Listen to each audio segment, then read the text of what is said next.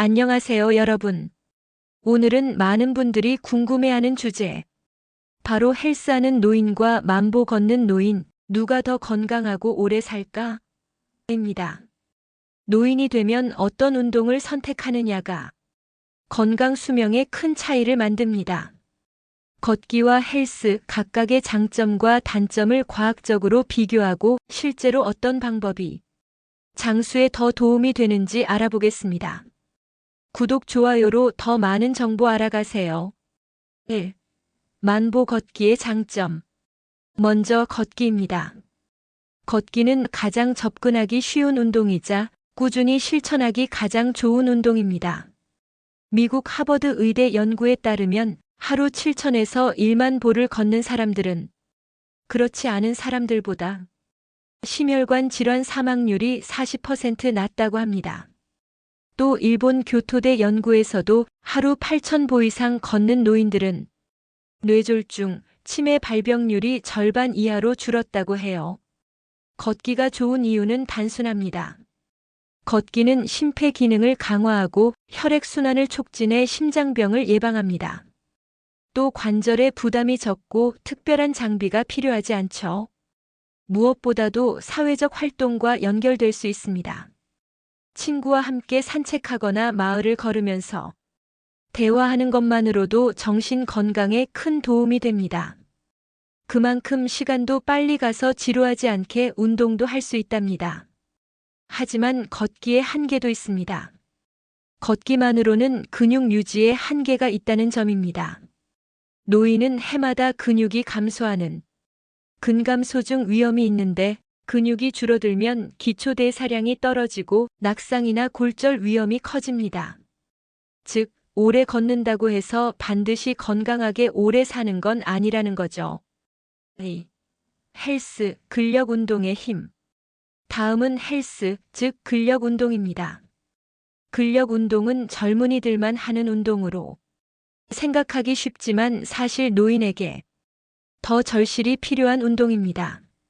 미국 CDC에 따르면 주 2회 이상 근력 운동을 하는 노인은 사망률이 20에서 30% 낮다는 연구 결과가 있습니다.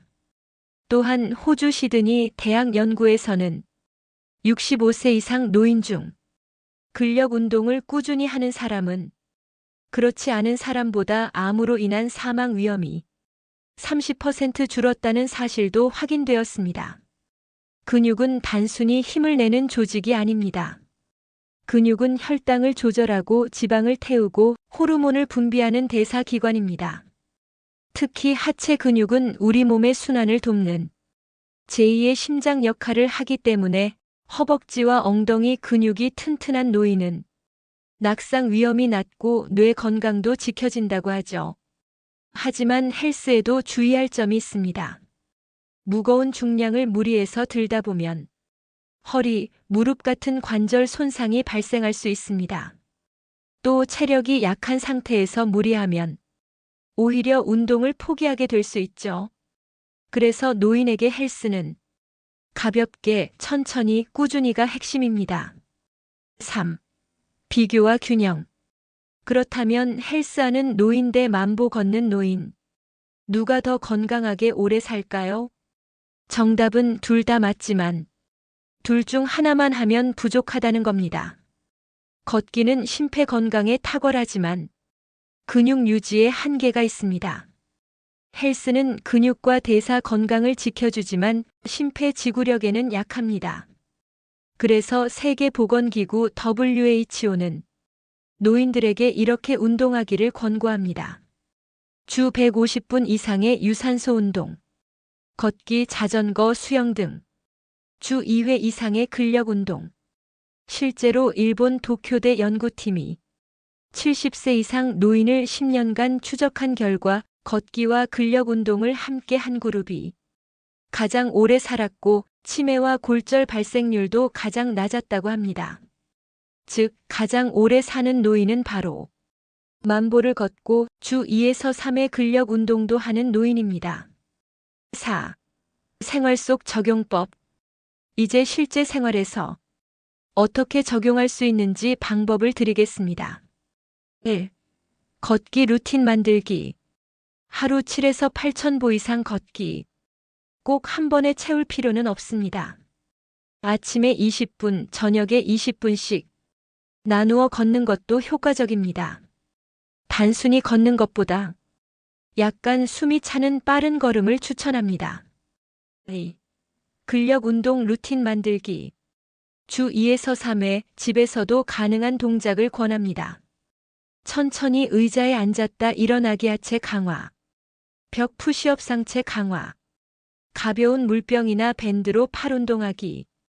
균형 운동을 위해 제자리에서 무릎 들기나 가볍게 런지 운동. 3. 생활 속 실천 팁. TV를 보면서도 누워만 있지 말고 밴드 운동을 할 수 있고, 시장 갈 때는 가까운 가벼운 물건 살 때는 걸어가거나 많은 물건 살 때는 조금 멀리 주차하고 걸어가기, 단차가 높지 않고 층수가 높지 않은 경우 엘리베이터 대신 계단 이용하기 등 작은 습관들이 모여 건강을 만듭니다. 실제 사례도 있습니다. 미국에서는 80세에도 보디빌딩 대회를 나가는 할머니들이 화제가 되고는 합니다. 멋있지 않나요? 그분들의 공통점은 꾸준한 근력 운동을 통해 근육을 유지했다는 점이죠. 반대로 매일 걷기만 했던 노인들 중 일부는 건강검진에서 근감소증 진단을 받아 일상생활에 어려움을 겪는 경우도 있습니다. 우리 주변에서도 비슷한 사례를 찾을 수 있습니다. 매일 아침 공원에서 걷기만 하시는 분들은 건강검진에서 심폐기능은 양호하지만 근육량은 부족한 경우가 많습니다. 반대로 헬스장에서 가볍게 웨이트를 병행하는 분들은 체중이 조금 더 나가더라도 기초 체력이 좋아서 실제 노화 속도가 더 늦게 나타나죠. 그렇다고 속상해하거나 포기하지 마세요. 늦지 않았으니까요. 여러분, 오래 사는 비밀은 하나의 운동이 아니라 균형입니다.